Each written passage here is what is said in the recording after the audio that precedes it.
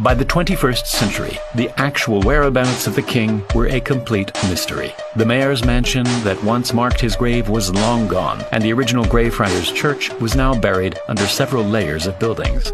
But in the early 2000s, members of the Richard III Society started looking for him.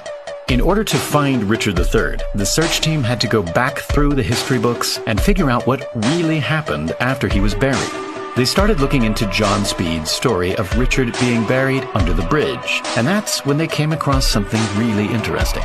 John had traveled to Leicester in 1611 to look for Richard's grave and to make a detailed map of the city. But when he got there, all he found was an overgrown field and no monument.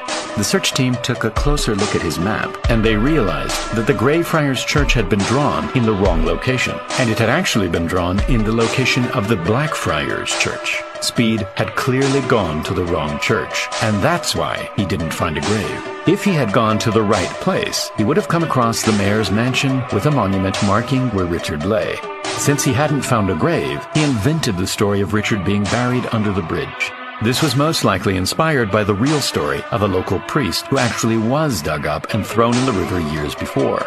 All of this proved that Speed's story was actually false, and the team could focus their efforts on looking for the Greyfriars Church. But any evidence of the church had long since been covered by buildings, and so finding it would be a huge challenge.